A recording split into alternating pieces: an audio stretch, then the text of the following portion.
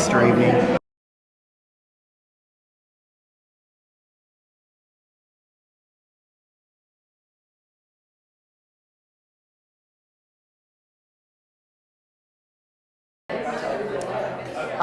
Paul. The Iron Throne.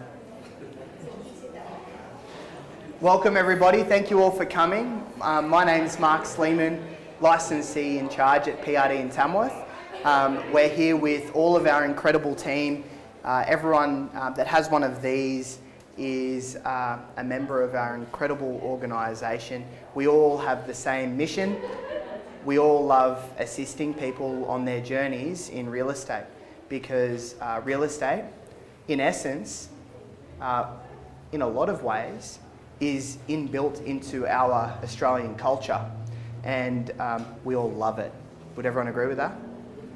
Everyone loves real estate, and we really appreciate you making the effort. Obviously, as we're starting to etch away into the new normal, away from COVID and that crazy time, where you've probably noticed there's a bit of camera work. No one did my makeup. They said there was no point.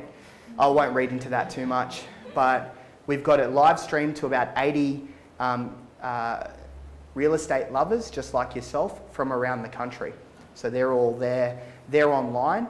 They'll be sending in their questions. We're going to have an incredible slideshow very shortly that's a little bit cool. If anyone's heard of Slido, I'm going to leave it up to Jackie to walk you through that, but it's a really cool way of being interactive, because a lot of these things as well can be a little bit daunting. You don't want to sort of stick your hand up and go, here's a direct question to you. Especially, there's going to be a lot of controversy. I want juicy questions today, really juicy questions. Nothing off table, unless it hurts my feelings. I'm here with our Chief Operating Officer and partner in the business, Jackie Bainens. Hi everyone, welcome. Jackie is going to lead the way in this presentation, and I'm going to bow out, so thank you, Jackie. You're not bowing out, I'll be calling you back. Okay, so. No worries. Welcome everyone. Just a quick disclaimer. Obviously we're not financial advisors, we're giving you all the information about the property market in Tamworth, but do with it what you may. That's all I have to say. There's the disclaimer. All right, okay. There's more time for you to read it tonight. So you've got Mark and myself. You'll also be hearing from Bridget Jones, one of our property managers, and from Nick Hoy, who is our business development manager, who looks at bringing on our new landlords and who have new investment properties. So you'll also be hearing from them later on. So we've got plenty of things to be talking about tonight for people who are interested in getting into that property market or who've already just taken their first steps. A bit about Tamworth. We've got some really current, up-to-date information about what's going on in Tamworth, and talking about yields and vacancy rates, interest rates. What type of property? Where do I buy? That's often questions that our sales team get from new investors, like where in Tamworth do I buy? We'll talk about negative gearing, preparing your property to lease, a little bit of legislation, we won't go into too much because I know what everyone thinks of that, and choosing your property manager. So to make this a bit interactive for people here and also for people at home, we're going to be using Slido. I don't know how many of you used Slido, but it became a bit of a thing during COVID. So you can get your phones out. It'd be great if they're on silent, but if anyone's got their mobile phone, we're actually asking you to get them out. For the people at home who have the luxury of sitting on their lounges with a glass of wine and phone in hand, then all you need, you would have got a link. All you need to do is to click on that link. Click on that link. You don't need to do anything else. As I move through the slides, if there's something where you can interact, then that will appear. So I'll stand out of the way. That's probably. If you do have your phones on you, you're going to enjoy this session. Just get your camera out like you're scanning into the pub during COVID, and just wave it over. Yeah. It's all integrated. This whole conversation's integrated onto this. And if you can't scan, then just put in slido.com and enter 1962234. If guys, I'm not a techie. Hey. If you're having trouble, please put your hand up. One of our team members will come around and help you out. Okay. If you've got your phone on you, we can do it for you. Do the questions pop up? Yeah, they do. Yeah, it's interactive. Yeah. It's really cool. Is anyone having any issues with the Slido? Or if you want to come up and... Please feel to come up if you like. All right. All So right. now we're going to get into the interesting stuff and see if this works, but hopefully it will. So we've talked about what we think you're interested in, but so Mark and I know where to focus the conversation tonight. We really want to hear from you. So if you could look at your phones, we're asking you, what are you most interested in hearing about tonight? Is it the market? Is it interest rates, cash versus equity, yield, gearing, legislation? Just type in the relevant words and we'll soon learn what you're most interested in hearing about tonight. All right. Yeah.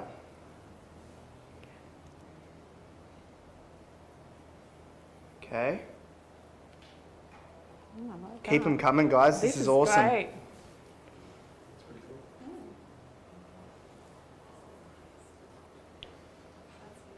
Correction. Cash versus equity, yield, I market. love, is the market still hot? Great question. Yeah, that's a good Love one. that question. Cash versus equity, okay. All right, now, yeah, Mark, take it. I got So we need to remember to spend the appropriate amounts of time on market it. gearing, cash, versus equity, yields. market, Well, it's interest still rates. moving. Future outlook. We can do Tamworth some. versus other regions. That's a really good one. There will also be the opportunity for questions. I will add that at the end, even throughout the presentation. If you've got questions, you can type those questions in and they'll be posted up at the end, and This Mark is and to I'll... help the guys at home as well. They can see all of this. Yeah. Entry level price. That's a good one. All right. Do yeah. you want to take another photo? Or you're Yeah. right. I can go on. And then you can All know right. what we're covered on. But we'll definitely, our market gearing yield. Thanks so much for that, guys. That really helps us focus. So let's start with just one more question. What do you guys think is happening in the Tamworth market? You're hearing so much on the news. It's very based around Sydney, Melbourne. What's happening in Tamworth? You've got some options here. Low supply probably on the market. Prices are holding up fairly well. And this is interactive, so it's changing a bit as people are entering. So we'll give it a minute or so.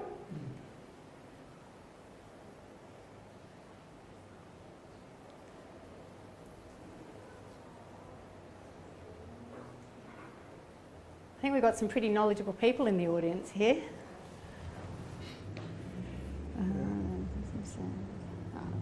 Yeah.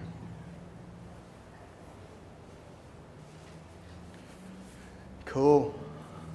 Do you want to talk a little bit to that, Mark, before I go into the real Yeah. detail of the Tamworth property? Yeah. I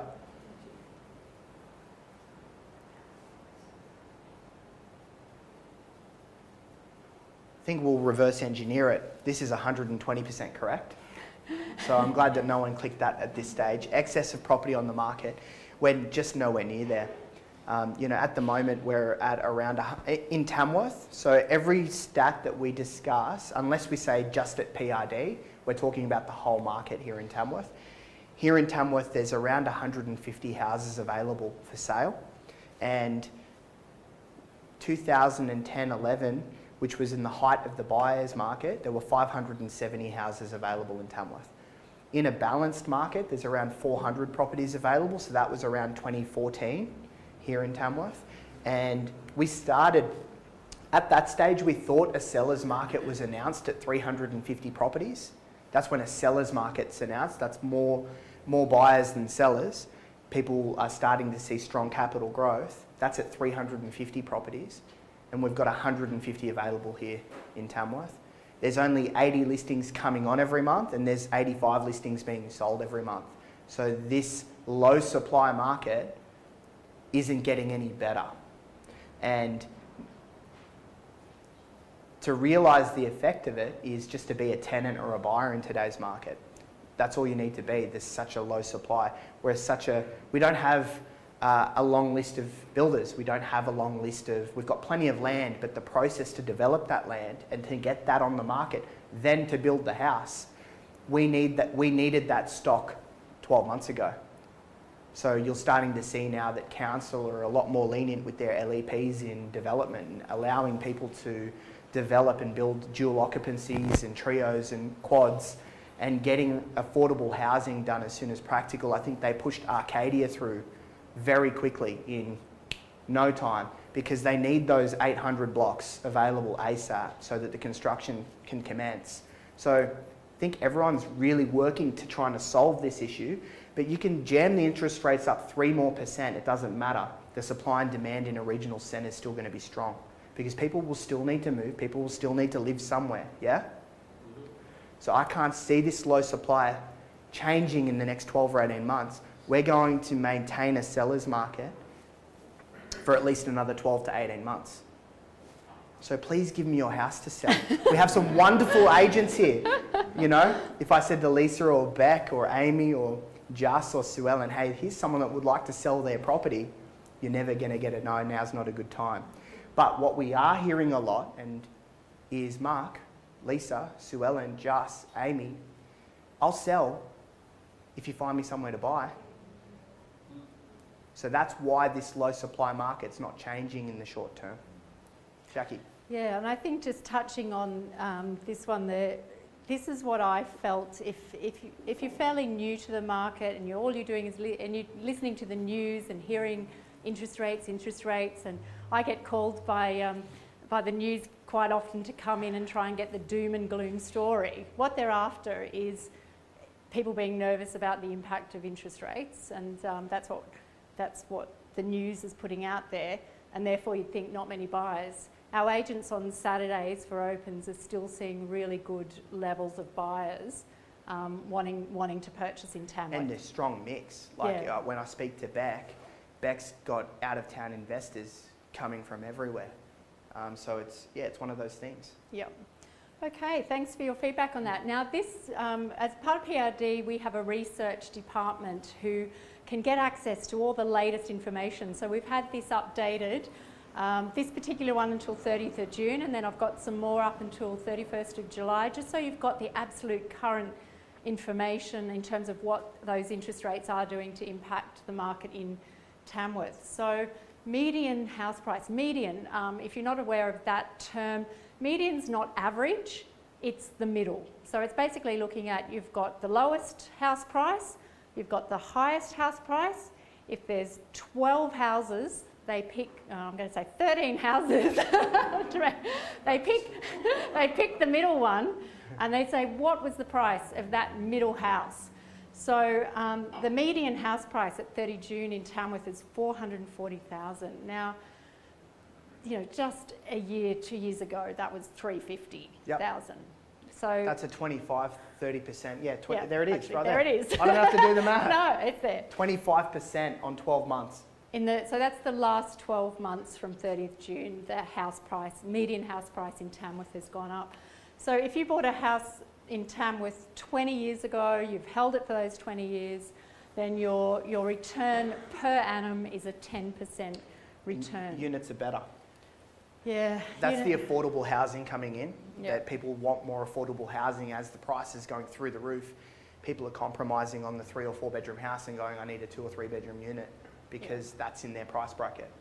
So this is this is house median price. So we started back at just under 150,000 in 2002.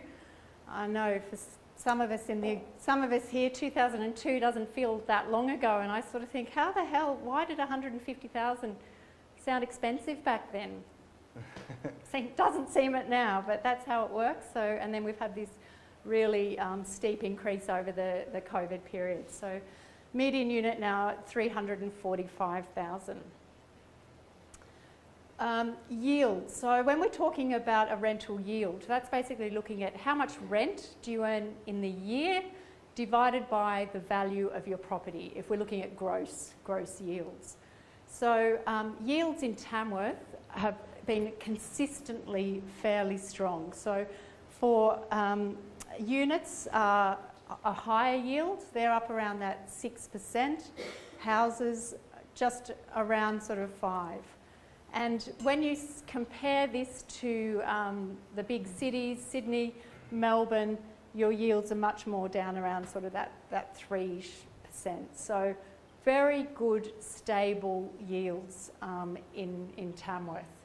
And really it's quite interesting here, so we're up to July in 2002, units and houses kind of are on par at the moment.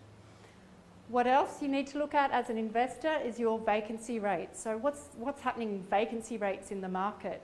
A balanced vacancy rate, so where there's a good level of supply of investment properties, good level of demand of tenants wanting those investment properties, is kind of your 3%.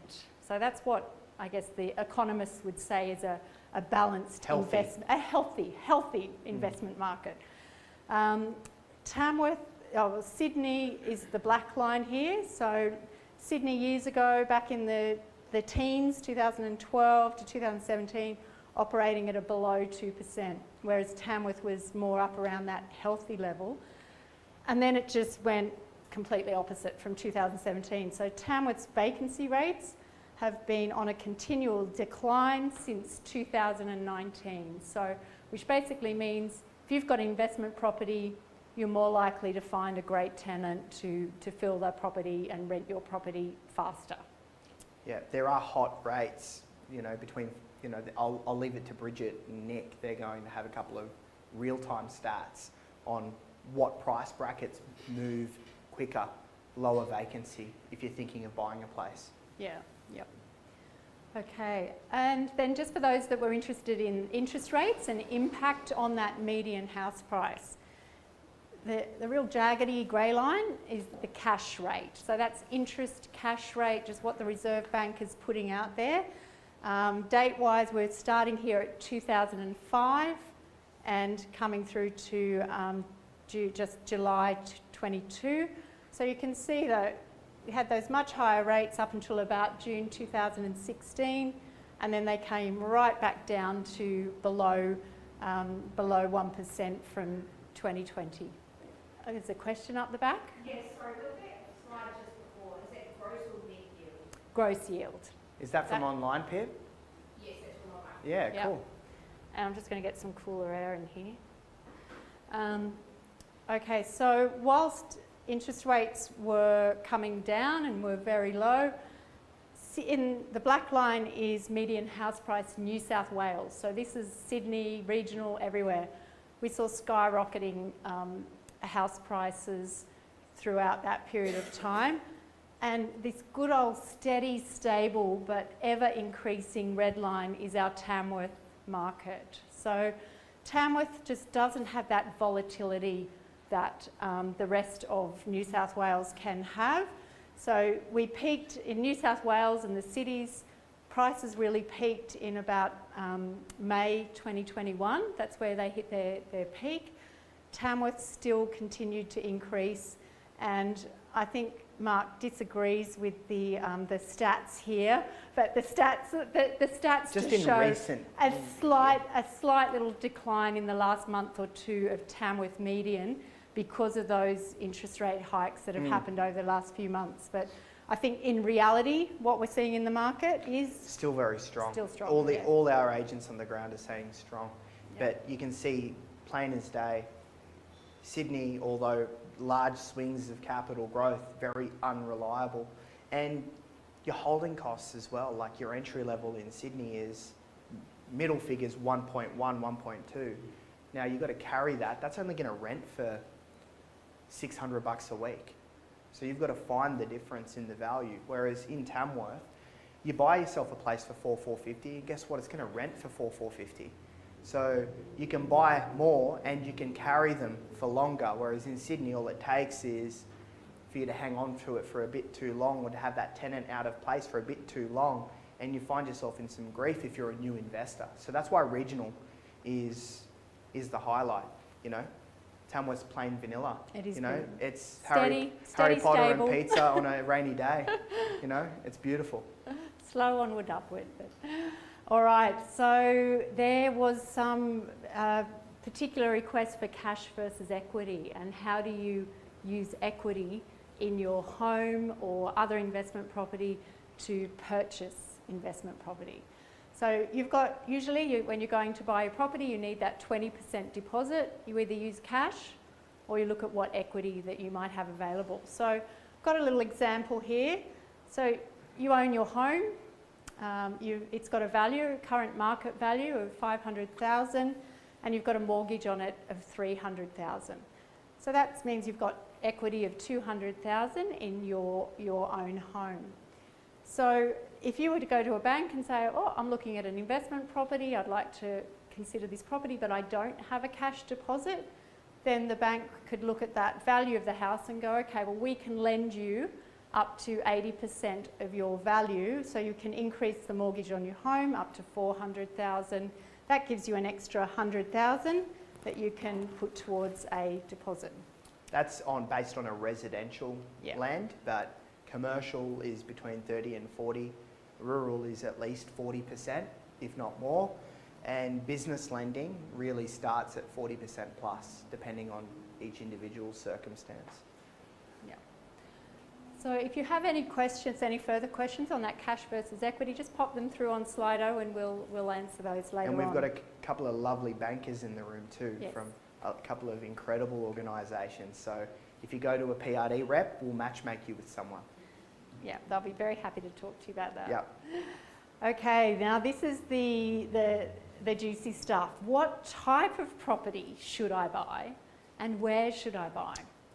Very much depends on your individual circumstances, your individual financial positions, and obviously you should talk to your tax advisor, but we'll also help you out. So here's a little example of an east property, Raglan Street. You might look at buying this if you're in a high tax bracket and you aren't particularly concerned about getting that positive cash flow from your rental, because you're happy to do some negative gearing and get some tax deductions with your East Tamworth property. So here we've got a rental, $400 a week, sold for $570. So that gross yield, which is your rent for the year divided by your value of your property, is 3.6, which is kind of not the lowest, but lower end of the yield. But you're getting some great tax benefits from that. And capital growth is strong in that location. And the main reason you'd be buying into this location is your focus is capital growth. It's not so much that you need that cash in your pocket from the rent each week. You're looking at long-term investment. Yeah. Another option here might be if you've got a little bit of savings to cover some repairs and maintenance, because you're going to need it, but you want a positive cash flow. So you want your investment to be putting cash in your pocket each week. So then you might be looking at an older style property in a lower socio-economic area. You'll get a much higher yield. So here there's a Costa Street property sold for $175,000 recently, rent around $260. You're getting a yield of 7.7, a gross yield. So looks great, looks fantastic. You'll definitely be putting money in the bank, but you're not going to get a lot of the big capital growth. Depends out of on your that. strategy. Yeah. Yeah. If you want high income strategy where you just buy, then, and not too worried about repairs and maintenance, perfect. Yeah. Or if you're after a bit of a balance, you're like, oh, I don't like the sound of that, and I'm not sure about that. Just want something a bit balanced. Then looking at an Oxley Vale, Brushbox Grove, something like that, where you end up with a yield around that 4.5%, and you're getting a fairly good cash. They've been very popular. Yeah, these Very popular. Very, very popular at the moment, and they have actually had quite good capital growth in the last 12 months. Sorry, I'm being distracted by beers. No. My mate Greg just showed up. I didn't see a beer in his hand, and it was not part of our core values. We need to have it. So yeah, they're great investment properties that just sort of keep ticking over. They're balanced. That's how I would say. Balanced. What would you say? Yeah, balanced. It's a good representation of the middle property that we talk about, the median. It's affordable for both investors and owner-occupiers. Less investors will purchase these because the owner-occupiers will want to beat them to it. They want to live there. The owner-occupiers don't really want to live there if they can help it, but it's a great income-producing asset. Great.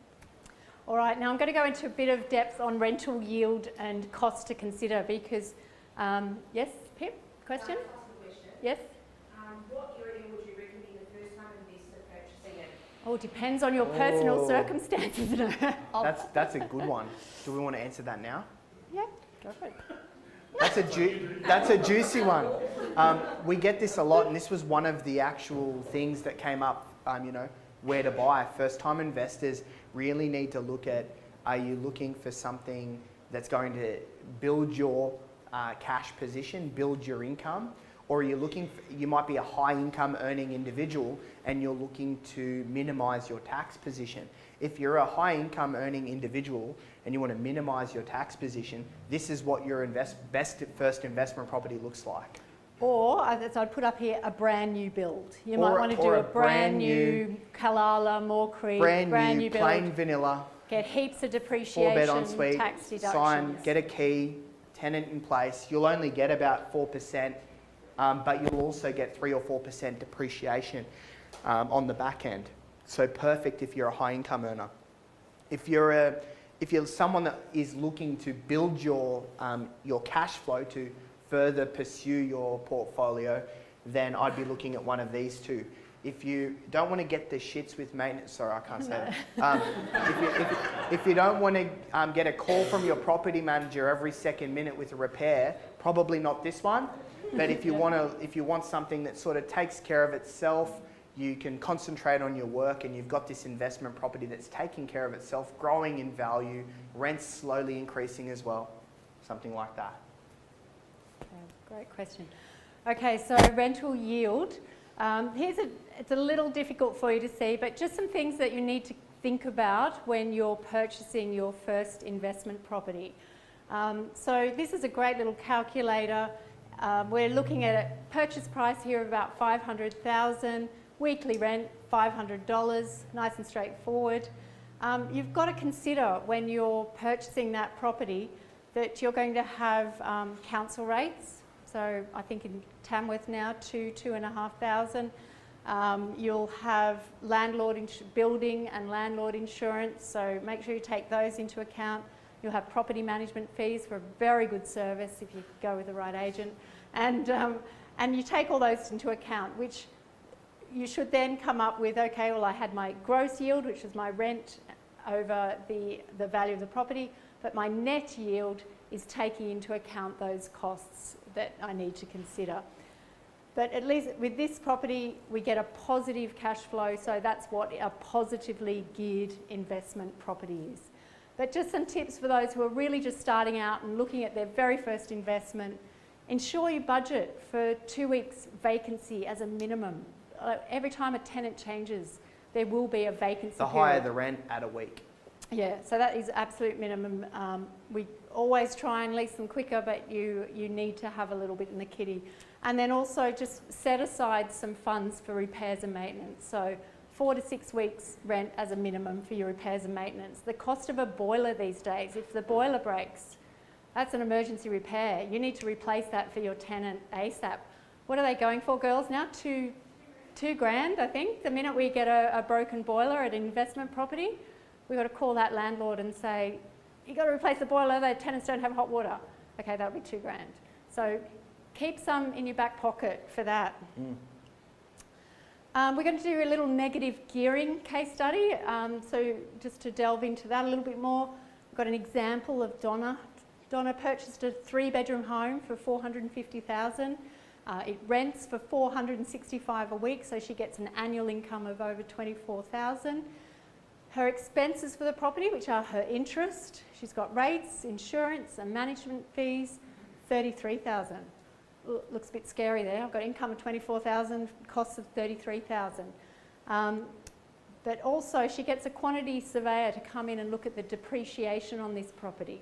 And in the first year she can actually get $12,800 of depreciation. So let's see how that works out for Donna if she gets that depreciation. So without the depreciation, which is effectively, for those who don't know, it's a tax accounting write-off. It's not actual dollars, as in dollars in your pocket. It's just reducing the value of the property over its lifespan. So we've got without depreciation, she claims her annual income. She then deducts all those expenses. She's got a tax loss of $9,000. Donna is on a 37% effective tax rate, so she's going to get a tax refund of $3,500.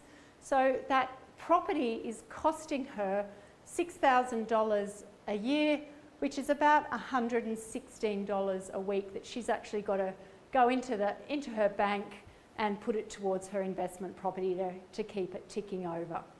At the end of the day, she's going to have great capital growth if she's bought in Tamworth. In the right area. Yeah. And she's going to own, have an investment, but she's actually having to find that money from her day-to-day, from her salary. If she's smart and she goes and gets a tax depreciation schedule and says to a quantity surveyor, how much tax depreciation can I get on this property? The quantity surveyor has said, well, you're going to get $12,000 in the first year. So what does that do? She's still got her annual income of $24,000, she's still got her expenses of $33,000, gives her that cash outflow of $9,000, but her tax loss becomes $22,000 because it's the $9,000 plus the $12,000 of depreciation. So she then gets a tax refund of $8,000. Which means that she only every week has to dig into a pocket for $25 to keep that investment property going. Subway footlong, guys. So the best depreciation you get is on those new build houses. New houses, you get higher depreciation.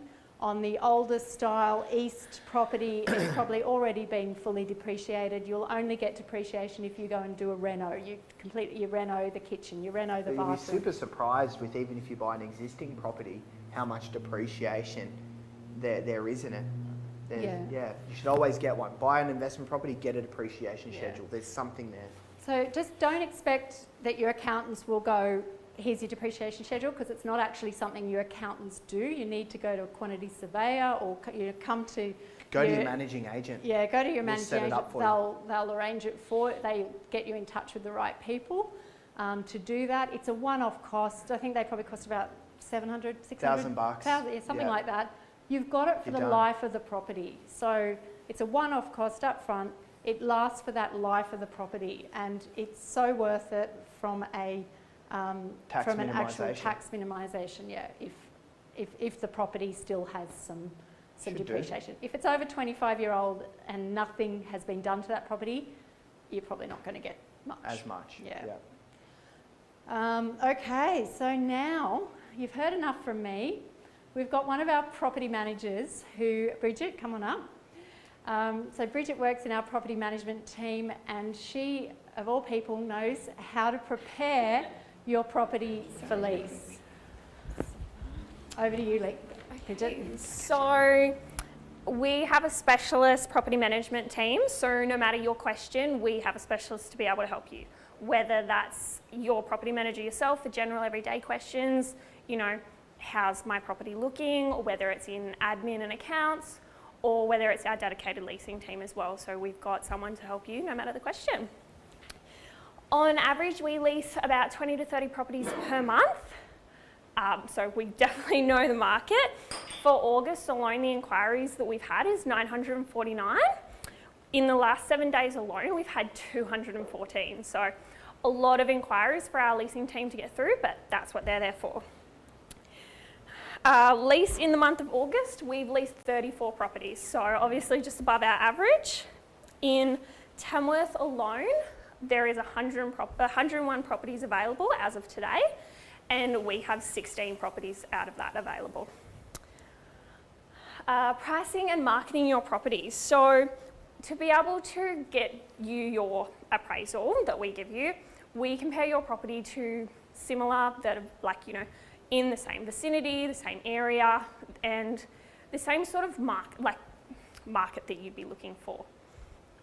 And we also take into consideration the supply and demand, and how many other properties there are available in the market that are similar to yours, whether there's only 2 or 3 if it's a niche market, or if it's a more popular sort of 3-bedroom, 2-bath, newly built sort of house. Our advertising options. So we have a lot of advertising in a lot of different advertising options that you can go for. So we have realestate.com, which I'm sure a lot of our landlords will be aware of already, and the great options that they have.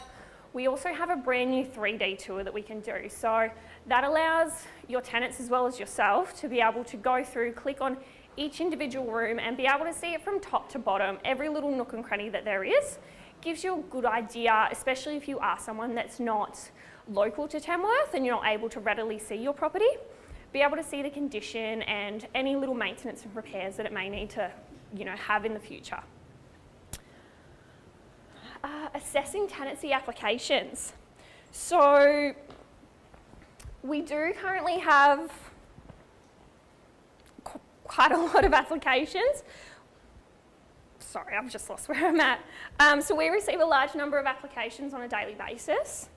We have huge demand for affordable housing at the moment, however there is very low supply in that area. Once again, our dedicated leasing team is able there to help you. So their role solely is to go through all those applications that we have coming through, see where their references sit, where their affordability sits, and whether they're going to be a suitable application for your property. Presentations. So my favourite part. Your vacancy period and who previously lived in the property depends a lot on how much preparation you're going to need to be able to put into your property prior to having a tenant go in. So this can be anywhere from the growth period for the lawns, whether it's winter or summer, and how often it actually needs to be mown and maintained. This also includes your garden. So that's going to be, do your hedges need a trim? The maintainability of that as well, whether that's tenant friendly, and whether it's going to be easy for them to maintain, or whether it's going to have a little bit more, bit of a hands-on sort of approach to your garden. And it also helps, doing those vacate cleans and a surface clean prior to a new tenancy, especially if it has been vacant for a longer period of time. It does set a standard for how you would like your tenant to present the home and how it is to be left at the end of a tenancy as well. So this is very, very important, because this can set up how your next tenancy goes as well, and how that new tenant is going to be going into your property when they start their lease. And you won't have to pay for that surface clean again, hopefully, if it's not vacant for too long a period. And yeah, I think that's it. Wonderful. Well, Thank you, Bridget. Bridget. Well done. I'll pass that to Bridget, with the stats, you're 110% correct. Yep. The leasing team had over 1,000 or 950 tenant applications for the month of August. We've got 26 properties available. 16 properties available. So that just goes to show the sheer volume of applications and the sheer undersupply. And there's a lot of anxiety getting around. A lot of employers are contacting our office going, listen, we've got this chef coming to town, or we've got this accountant coming to town, or we've got this, a staff member coming. They're not coming unless they find a property. And it's a very common thing in the moment too, like Mark said earlier, I'd love to sell my house, but you need to be able to find me something to move into. I found it a lot where you have somebody that's looking to buy land, but there's no land at the moment, so they can't sell their house until they've got somewhere to move in to rent.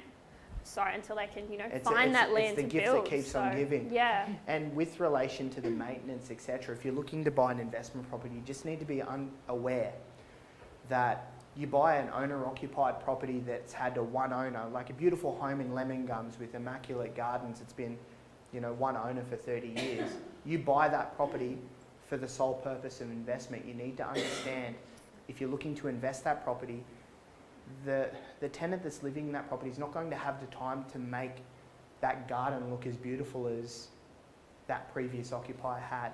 So making those decisions around what you buy can not only be, is it a 4-bed, a 3-bed or a 2-bed, it could be the garden.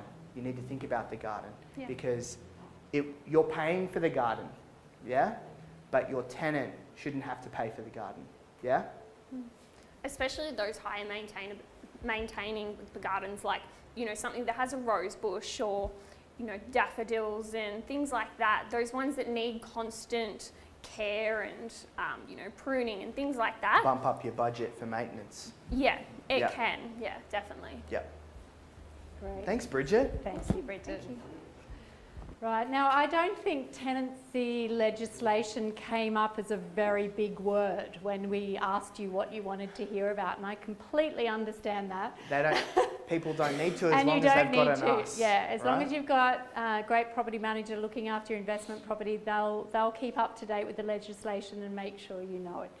I'll very quickly just skim through a couple of things, just so you're aware. There were changes to legislation a couple of years ago. Break lease fees. If a tenant is in a lease, but then just decides, no, I want to get out of here, I want to break lease, then what they pay you as a break lease fee depends on how far through their lease they are. If they're only in the first quarter of their lease, they pay you 4 weeks break lease fee. If they're in the last quarter of their lease, they only pay 1 week break lease fee. So that's all changed within the last few years. Hands up if that's new to you, whether you weren't aware of that legislation. Okay to have your hand up. It's new Yeah. and only applies to residential property. Yeah, so residential with a lease less than 3 years, which is most residential leases would be under 3 years. Okay, now we want you to jump back onto your Slido, and we're going to ask you a question about repairs. So what would you consider an urgent repair? Now, an urgent repair is something that, as a landlord, you need to attend to like this. Oh, where's okay. Oh! We'll say it's in the lounge room. If anyone would like another drink as well, please throw your hand up. We've got drinks getting around. So this one isn't, we're going to save the answers until you've all had a chance, or else you could change your answer. So we're keeping this one a bit static for a moment. Oh, did it? Oh. I'll cut you off the drink. She got to drive. All right, how are we going, Pip? We got anyone still? Got my little tech gurus up the back. Oh, you can Pip, I'm see. so sorry.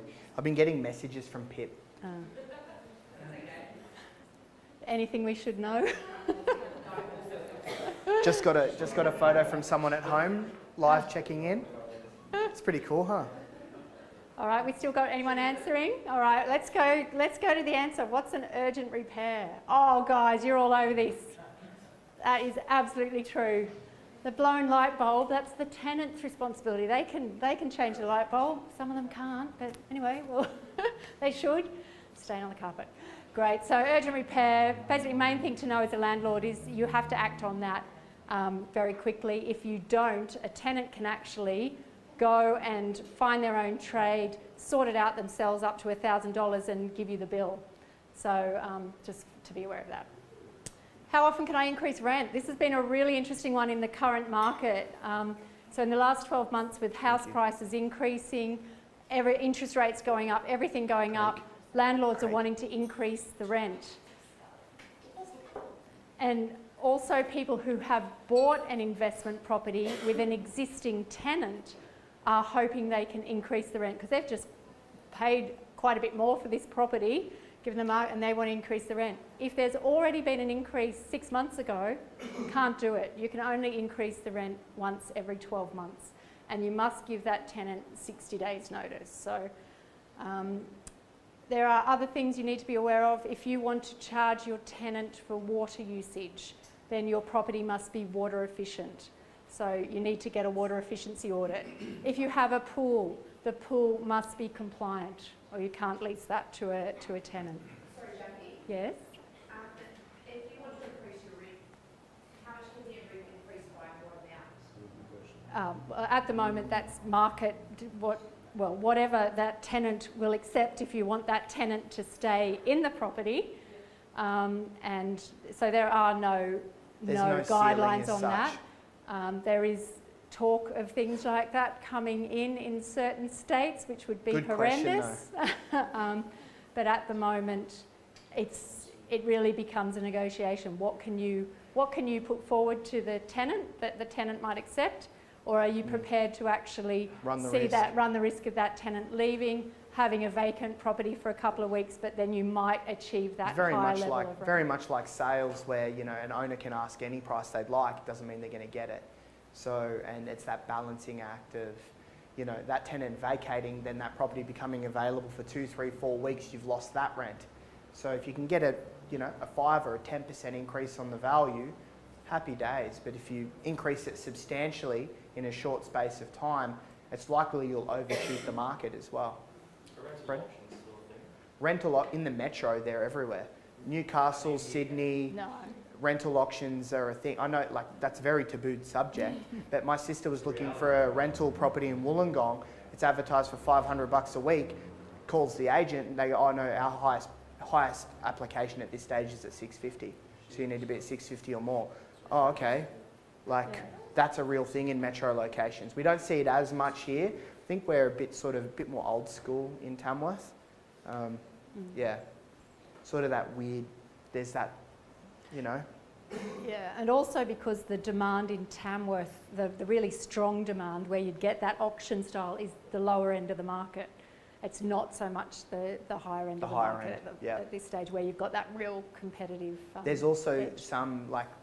there's applicants that can't get a rental property in your normal sense, so they mightn't be a A-grade applicant, so they try and fix that with cash.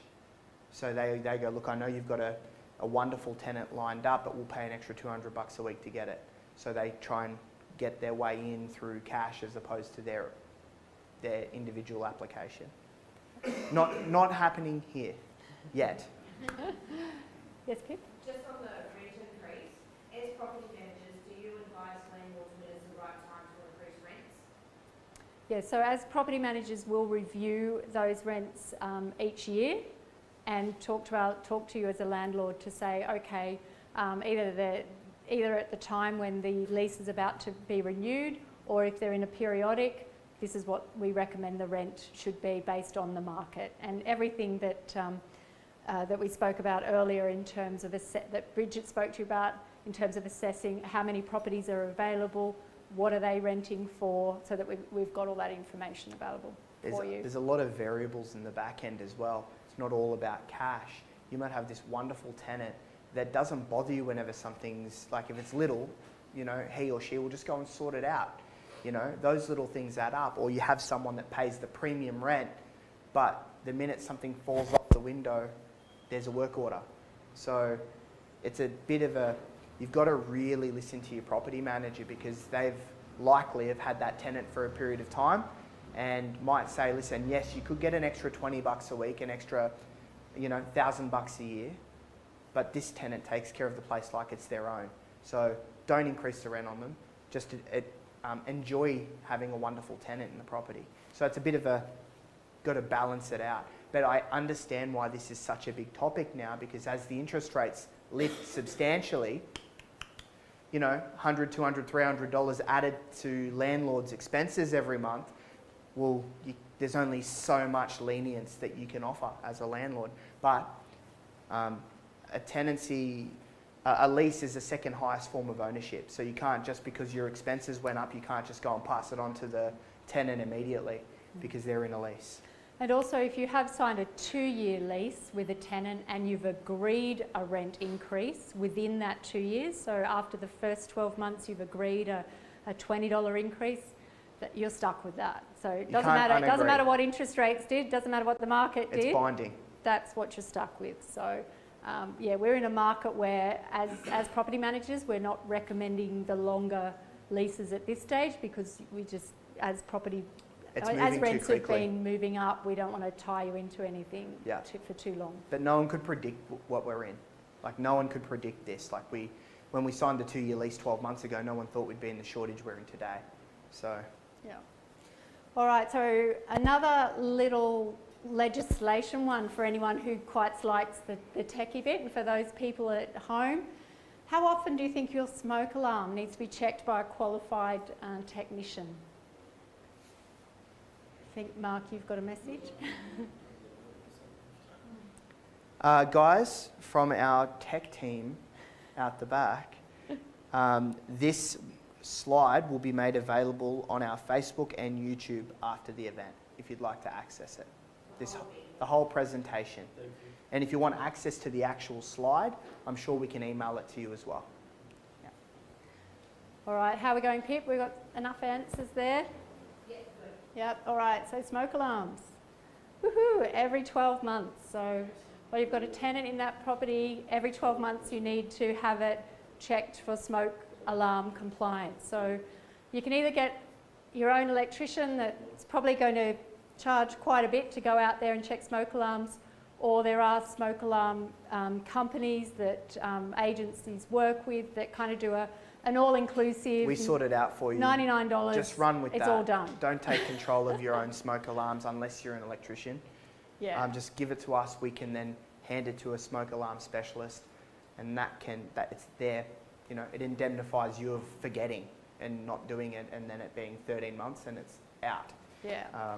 But good practice, our property managers in the room will recommend to every time there's a new occupant going in, you should really get it done. Yeah. But it's not legislation, but Because lots of tenants do like to take them out, take them down because they're beeped, and take the batteries out. So we do like to check it for each new tenancies as well. All right. Okay, so now we'd like to introduce you all to Nick Hoy, our Business Development Manager. She's going to talk to you about, I guess, the final, but a very important step of your property investment journey, choosing your property manager. Thank you, Jackie. So, why is it so important to choose the correct property manager and managing agency? Let me tell you a few little stories. So, choosing the correct property manager is key to a well-maintained management versus a management that is nothing but a headache. Being the business development manager, I hear some pretty bad stories from landlords with properties with other agencies that are managed and the property managers just don't do what they need to do. They don't operate as we do here at PRD. We are here for you, your property, and your property to ensure that you have a viable asset long term. So you may be wondering how we communicate with all our tenants, landlords. So we use a portal, and that portal is called Property Me. You'll be given access and experience the transparency and convenience of having everything in one spot. So from your ingoings, your routines, all your financials, as well as being able to communicate with all of your property managers at any time you like. So if you operate at 3 a.m. in the morning, go ahead. Contact them at 3 a.m. So you're in PRD and the service level is 5-star. So one of our core values here is dedicated to professionalism. And our property management team strive to uphold a 5-star service daily.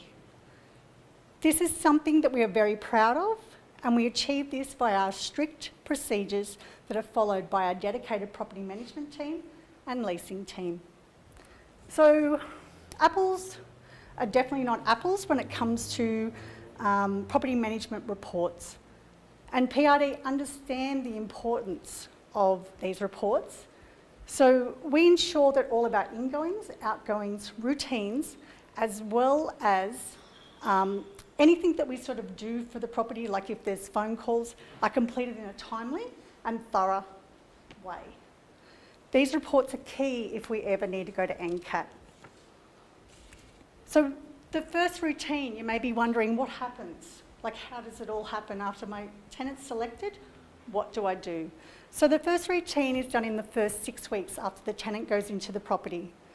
The property manager will go in, check everything's running smoothly, and just make sure that the tenant's on the right track.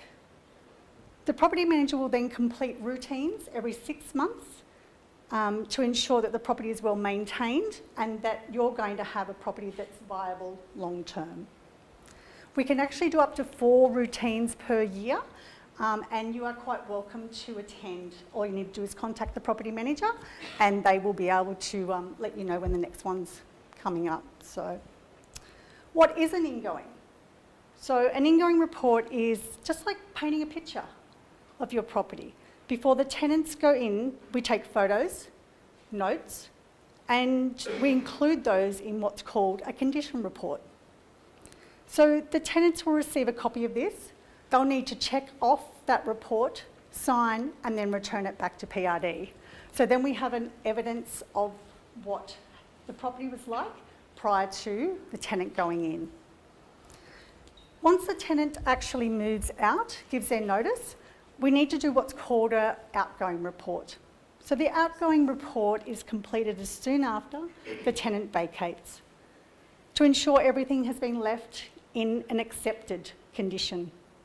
The property manager will address any issues found and work along with the tenant to rectify these issues. The outgoing is done promptly to enable for a fast turnaround for a new tenant to go back in. You may be wondering about arrears. What happens with arrears? How do PRD deal with this with so many tenants? So the tenant is actually contacted from the first day that they default. We want to know why. We want to work with them to enable them to be able to make their payments so you guys get paid in the end. So we'll set up a payment plan, we'll work with them, making sure that actually actions happen rather than going, oh well, you know, here you go, you're so far behind. Sorry, that does happen frequently. In other agencies, not PRD. So if 14 days does pass and there's been no effort made by the tenant to rectify the arrears, the property manager will discuss with you the options moving forward as to how and what we can do. It could be termination options. It all depends on circumstances. So our team don't do this lightly, and it's about protecting you as a landlord long term. So it's so great that we can offer you a dedicated leasing team. So our team works mainly, their goal is to work with the property manager to obtain a viable tenant for you long term. The girls receive potential tenant calls, as well as showing your property to anyone that sort of wants to have a look that's interested. This job is not easy, receiving 1,000 applications, as Mark said previously, a month. And unfortunately, we will have unsuccessful, cranky tenants that they do need to deal with. But as PRD, we have standards and we need to uphold for our landlords as well as our properties. Legislation is huge. Legislation is an extremely important element in what we can and we can't do. So our team takes weekly training to enable them to be more up-to-date and be on the right foot rather than going, what do we do? How do we do this? And we have awesome team leaders that you can go to and just get it narrowed down. So one of those issues is NCAT. So NCAT is something that we work very, very hard as a property management team to not have our landlords experience. But when a situation does arise, our team is experienced and they have the knowledge to ensure that we are representing you correctly. Great communication. Property management team without communication. How does that work? So our girls all have great communication, and that is how it runs so smoothly. Sorry, I need a drink.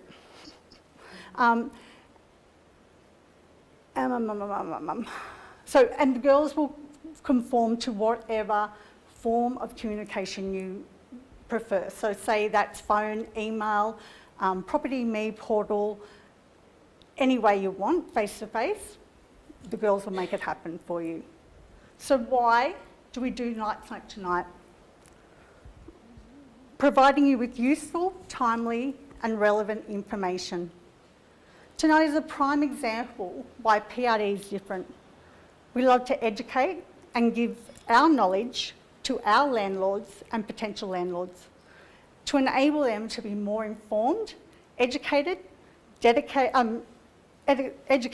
decisions that will benefit you for a successful management long term. Thank you. Well done, Nick. All right. Okay, so that's the end of our presentation, but we have questions. Yes. Inspections. Yep. Maximum 4. Yeah, so it's That's the latest it's a one. maximum of 4 routine inspections per year.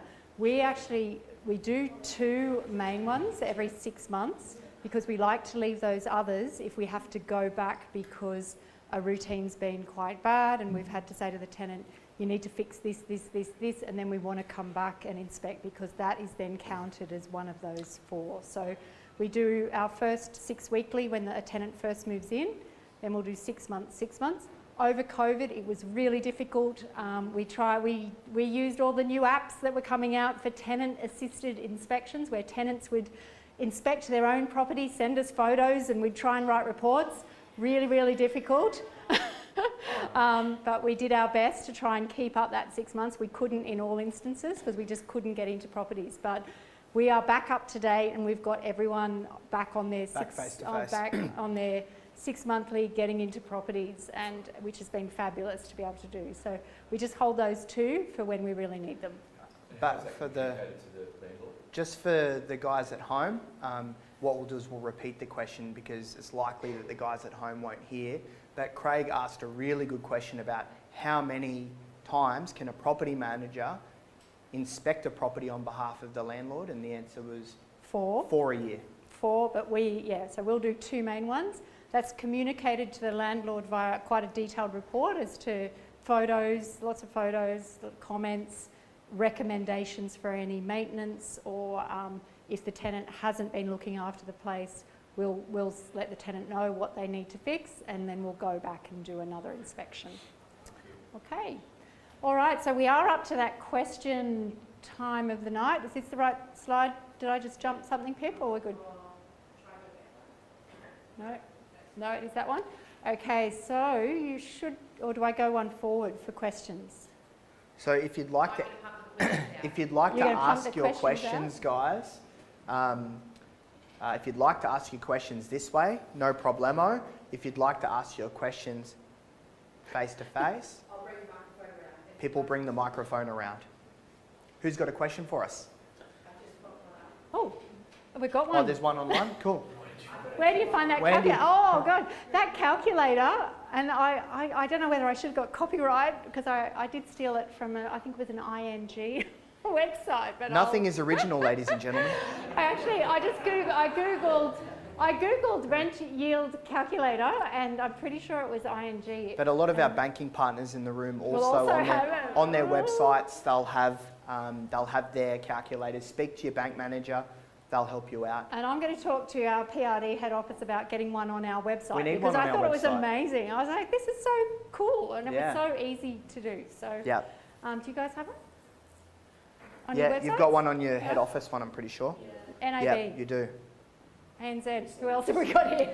ANZ, CBA, NAB, Yeah. all the banking partners. Mark, I just put up there as well, we'll lend up to 90%, including lender's mortgage insurance for investor. For those at home, guys, Brendan, the mic right Have we got there. any higher takers in the room? Yeah. Yeah. If you can just repeat that just for the guys at home. Yeah, just to clarify, we'll lend up to 90%. Yeah. of the value of the property, including lender's mortgage insurance. So not on top of, including. That's pretty wonderful. Is that Yep. investment or? That's investor. That's investment. Yep. Holy Renee? moly. So NAB, yeah, fair enough. Yeah. I'm putting pressure on my CBA candidates over here. Yeah, we've got an auction. No. We're fortunate to have so many incredible local finance options and with national reach. So if anyone would like to speak to someone or get a few different options, speak to any one of the PRD crew here tonight or inbox us and we'll put you in touch with a few. Any other questions, guys? Yep. I think, so what is the maximum age the house can be to get a depreciation schedule completed? I know I've spoken to, we use BMT quite a bit to do our depreciation, and pretty much 25 years, after 25 That's years. when you get most of the goodness, but really any property, there's going to be depreciation, and if you're paying $700 or $800 for the report, it's likely that you'll probably get more. And I'll just say, if it's over 40 years old, you're not going to get. go stick a kitchen in it, and then if you haven't done anything with it, it's over 40 years old. They're going to tell you, don't bother. A lot of our executive customers, they'll buy brand new or near new. They'll borrow the full amount, offset it against their taxable income, capitalise on all those expenses, and get a depreciation schedule. And you saw how well Donna did, yeah? We love Donna.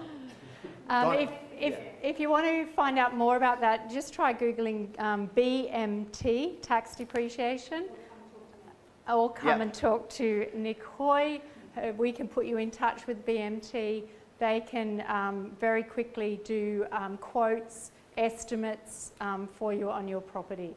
And look, I believe you can also go back in time with your depreciation. So if you haven't claimed it on your investment property, and you get one of these reports and you give it to your tax accountant, claim it. If you bought it 4 years ago, they can go 4 years back and you can claim the stuff that you haven't.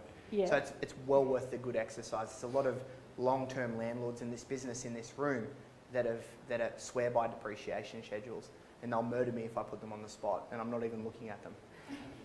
Yeah. What about some juicy questions, guys? I've got another depreciation question. Okay. How does the depreciation then affect capital gains tax Do you if you want were to to sell it? It does affect capital gains tax. So if you depreciate the property, you are reducing the cost base of the property. So then when you go to sell the property in 25, 30 years, your cost base will not be what you bought it for, it will be the depreciated value. So this is something that you need to take into account with your tax advisor, because it's going to depend on, well, when are you going to sell that property? If you're going to sell it in your retirement and then your effective tax rate is lower than what it is now, plus you get the CGT 50/50, it might still work out for you. But if you're going to actually sell this in 10 years' time, you're still on a top effective tax rate, and you've fully depreciated your property, it's going to suck. If you own something for, and I must refer back to the disclaimer, I am not a financial advisor. You must speak to your financial advisor prior to making those decisions. But if you hold a property investment for longer than 12 months, you will have access to a capital gains concession of 50%. So you also need to take, this happens a lot in our business where we have an owner-occupier that got work in Sydney. They moved a year or two ago to Sydney. We rented their property out. Now, if they bought that property 20 years ago for $200,000, and then they moved out last year, and then they've gone and sold it now for $700,000, they don't pay capital gains tax on, $500,000. What they'll do is they'll work out what that property was worth a year or two ago, so it might have been worth $450 then, and they may find themselves in a position where $450 of that is not tax related because it was their primary place of residence at that time. They might only pay tax on the $50,000. 6 years or something To access that depends, because sometimes it's all circumstantial. Like you could have a person that lives in Sydney but lives in Tamworth, and there's, you know, they might so they might rent a property in Sydney, and they might work 5 days in Sydney and come home. Just for tax purposes, obviously. Everything's so very unique, and especially when it comes to tax advice around entities, ownership. So we're talking to investors in the room today. You need to really think long and hard, even if it's your first investment property. What's your next 5 or 10 years look like? Are you likely to build a portfolio of 15 investment properties in the next 20 years? If that's the case, you need to start thinking now about the entity you purchase those properties in.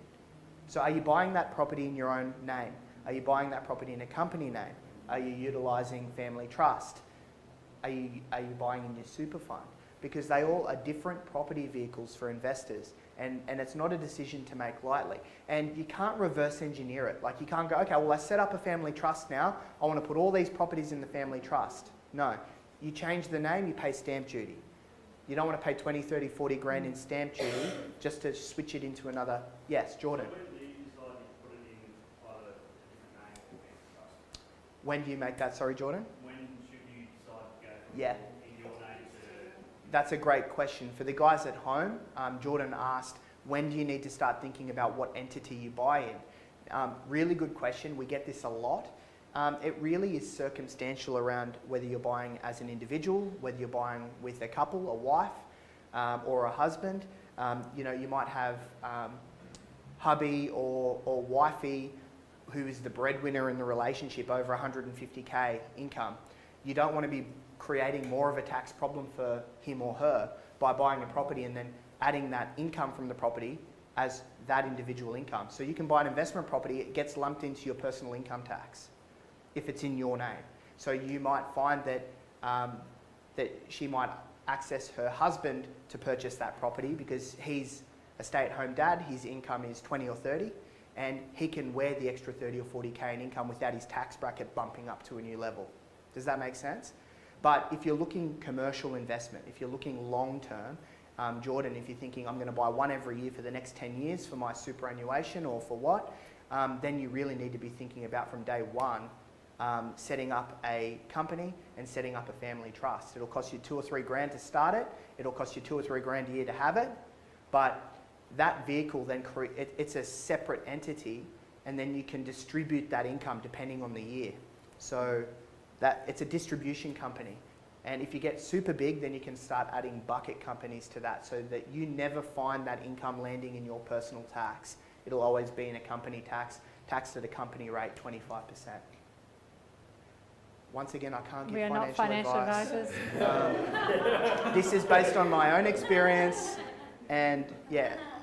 Beautiful. You covered that off very well. Any other questions relating to any of that, guys? One more. Jordan? Yeah? If you do start it in a company name, Yeah? can you use equity of the house that's in your name? Really good question. Jordan, thank you for asking that. Yes, is the answer. But the bank needs its pound of flesh. So if you own, if you own the company and you're using your personal asset, they will ask you to personally guarantee that company with that asset. So that is a very real thing. Depends on circumstance. If you raise that debt in the company and you pay your 20 or 30% cash and raise the debt in the company, then they shouldn't have, if you're not using equity, it'll be a standalone asset in the company. So the recourse on that asset, if it folds, it'll be encapsulated in that company. They can't come chasing your house down. But the legislation's really fine with that. Everyone's heard of those case studies where the big building conglomerate goes broke and they haven't paid any of their tradespeople, but they're still living on the beach with the yacht and no one's taken their assets. It's because they've been structured correctly. I should use a better example, but that's the most extreme example of how your structure can be everything when it comes to investing in property. But yes, if you put your house up, mum and dad investors going to put their house up, they'll have 100 grand in equity, they'll then raise that, use that to bench into the next property, and then that can start a bit of a web as well. So if one property defaults, there's access to all of them. So if you use equity, you've got to be comfortable to have all your properties in a group.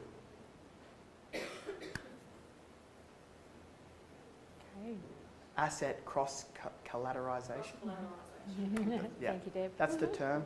Or you just have one house that you keep borrowing 20% Okay. against and do 80% against Yeah. the other house. Yeah. Pip? This is from head office. Oh, thanks, head office. Oh. We're going to get a Mark's not calculator home, on no. the website. Sorry, what was that? A calculator. On our website. Hey! Thank you, head Said it. office. PRD head Watch office. this space, everyone will be on the PRD website. We love the Love guys. it, They're love based up it. in Queensland. Awesome. What but else do we need, Mark? What else do we there's need? 83, $15,000 for marketing. The head office is in Queensland. PRD, believe it or not, our founding directors of the business back 20 years ago, Peter Dunst, Robert Philp, Dean Cummins. People used to think PRD stood for Pete, Rob and Dean, but it's actually Property Research and Development. But it was pretty cool that it sort of stacked up that way. So all the data that we've got today is from our research department in Queensland. They send us the info. If you're a PRD customer and you're buying in any market, it doesn't matter what it is. If you go, hey, look, I'm looking to buy in Brisbane or I'm looking to buy in Perth, can you give me some data? I can get that data to you. Any of our agents can get that data to you within 24 hours. You have our stamp of approval, I promise. On a Sunday, No, not on you'll get it. You'll get me by the barbecue on a Sunday. You won't be getting it Sunday. Yeah. Yes. Any other questions, guys? Thank you, head office. Another one's coming up now. All right.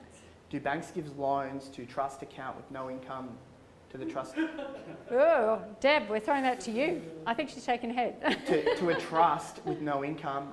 There needs to be income. Yeah, so no, there needs to be an income to service that loan from someone or something. But Could be from a guarantee, maybe. could be a guarantee. Yeah, could be a guarantee. Yep. Property stands alone. It depends on serviceability. Paul just asked a really good question. What about if that property, you own it, it stands alone? So why can't I use the equity in that property and just get a raise And it services the debt. and it services the debt? That's a good question. Well, That's a hard one. Banks usually now use 80% of the rental income. 80% of rental income. You heard it here first. 80% of rental income. But normally, serviceability is what falls short. Like we've had plenty of customers where we've met them at the open home on Saturday and they go, Mark, I've got $300,000 deposit. Can I buy this house for $500,000? You go, oh, I mean, that's a pretty healthy deposit. You're raising a debt of $200,000. You've got instant equity of almost 70% of the asset. But if they don't have a job, how are they going to service that $200,000? Yep. So that's really important. 4 6% of the market value. Any other questions, guys? Another one's coming. Oh. Building is a wonderful idea, but the lead time from purchasing land to completion is large. That's a really good question. Do you see that gap shortening or getting bigger?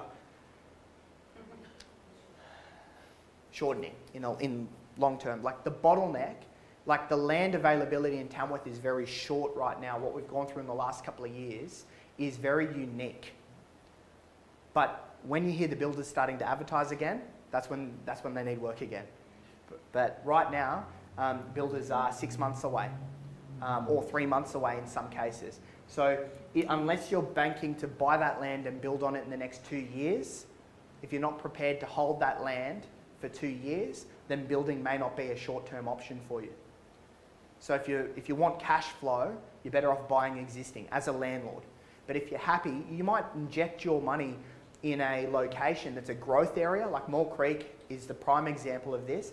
Moore Creek's a growth area. I know landlords that are putting their deposits down on blocks that aren't yet, even the bulldozer hasn't even made its way into the paddock yet.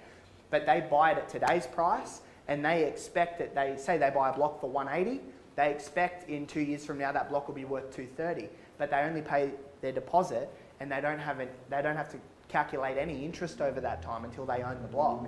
So I know some landlords that use that as a way to get ahead, to build equity before it even settles into their name.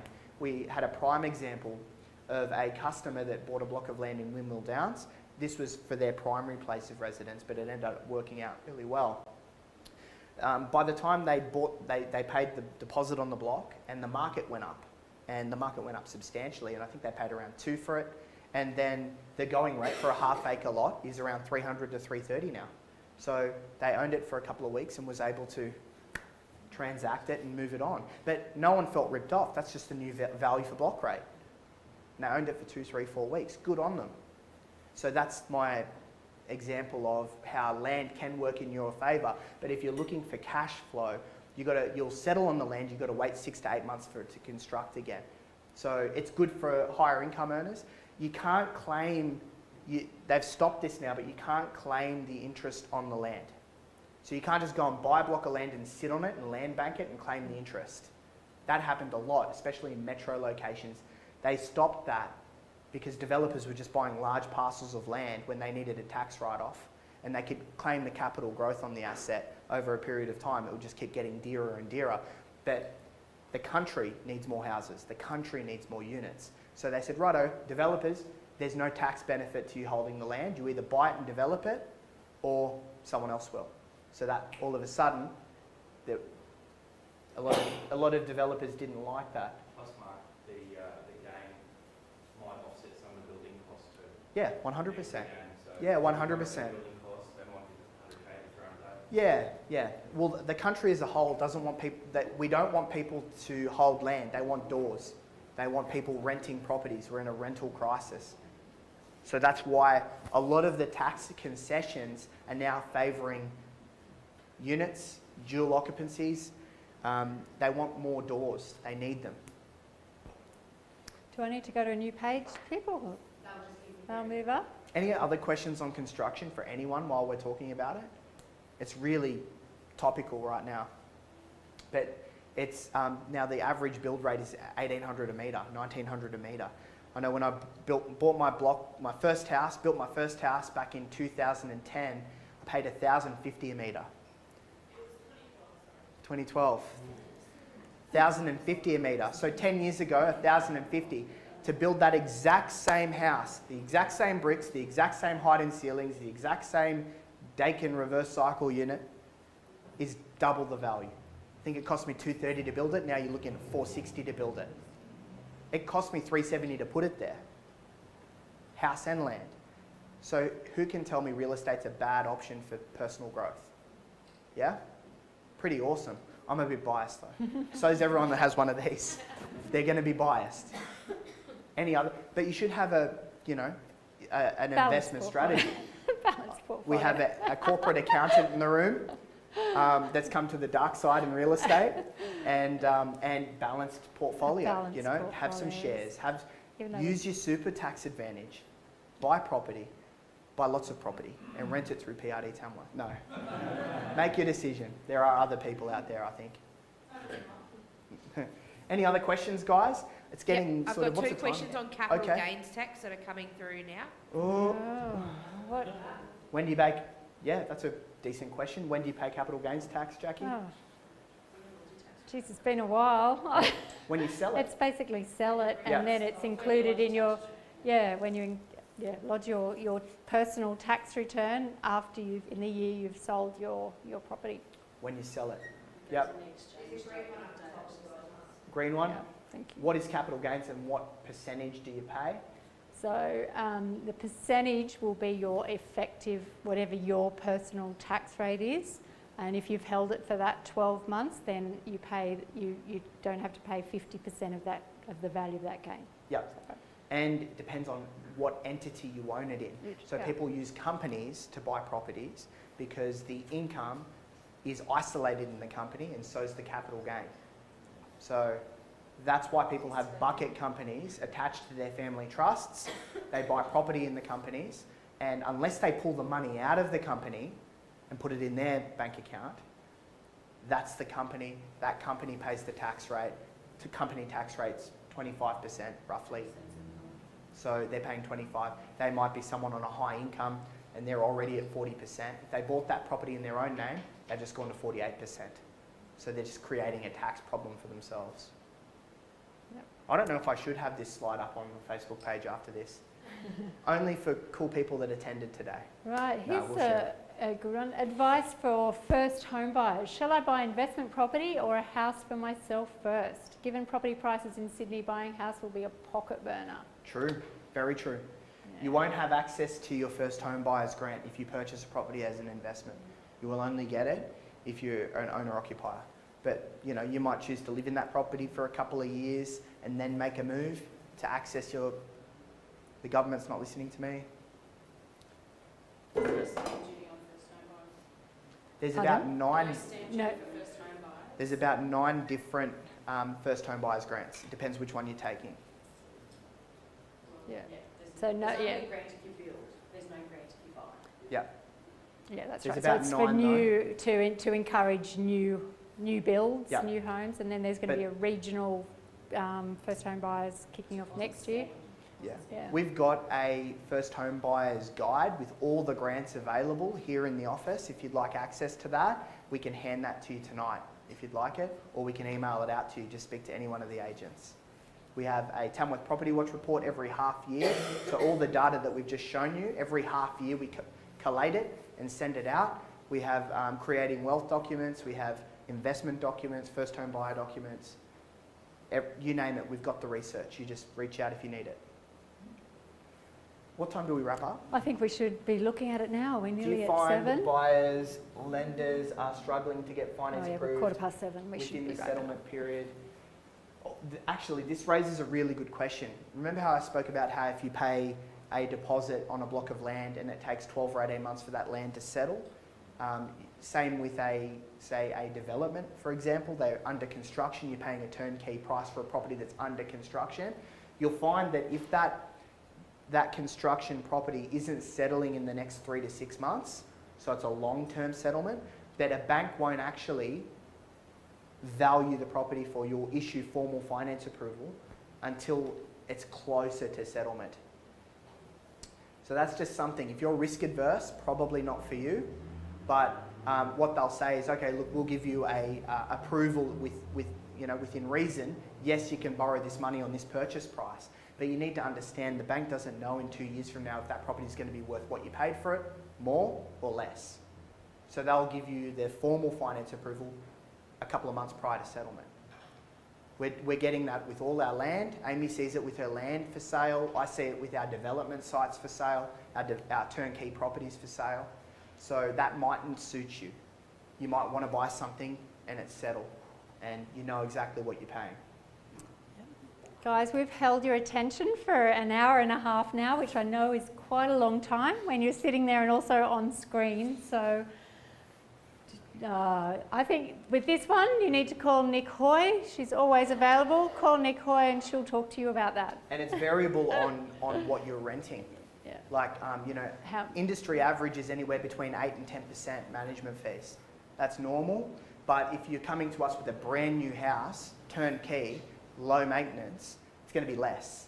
But if you're coming to me with a house that's about to fall over it's just compliant and there's going to be maintenance, repairs non-stop, property manager's going to have a sore arm from calling you, fees are going to be higher.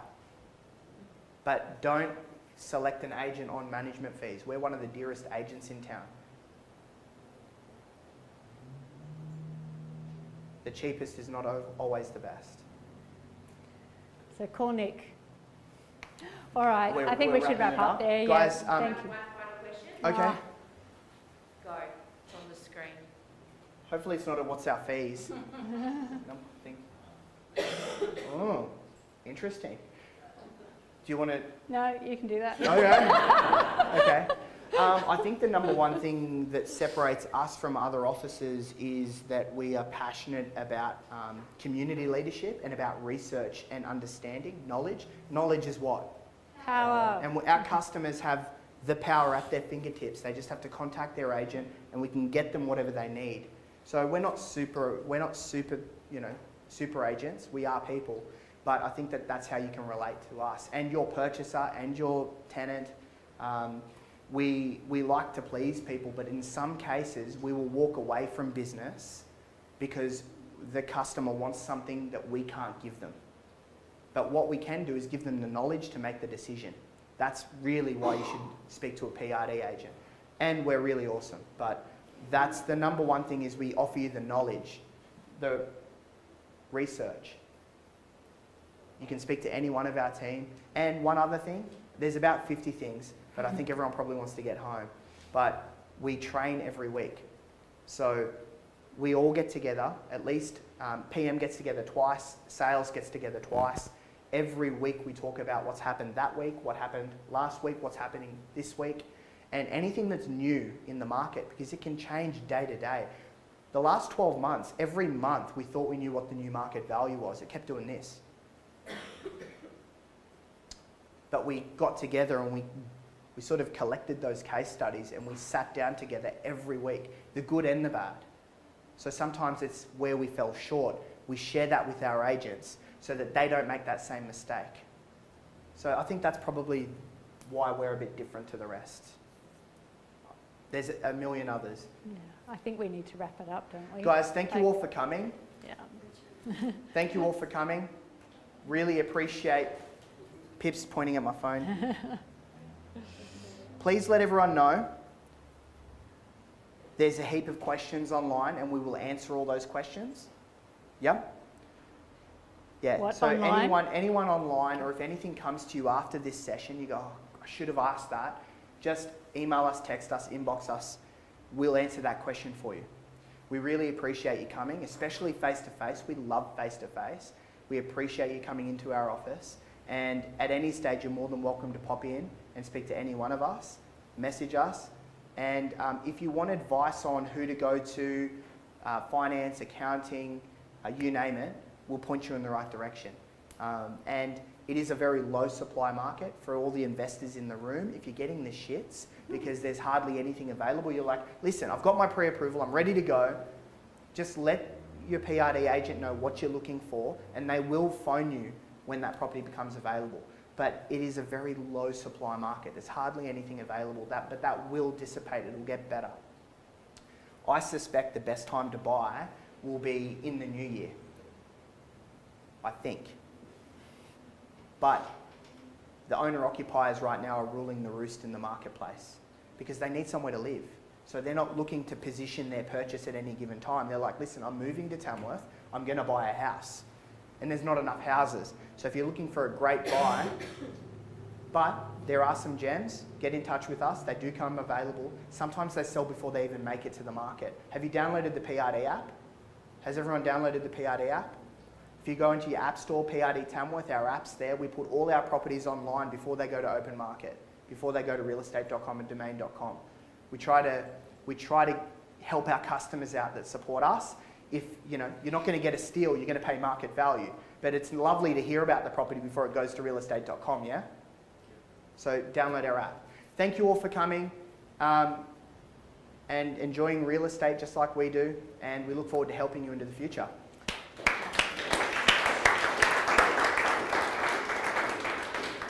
Please grab cheese and bickies on the way And out. drinks. Cheers.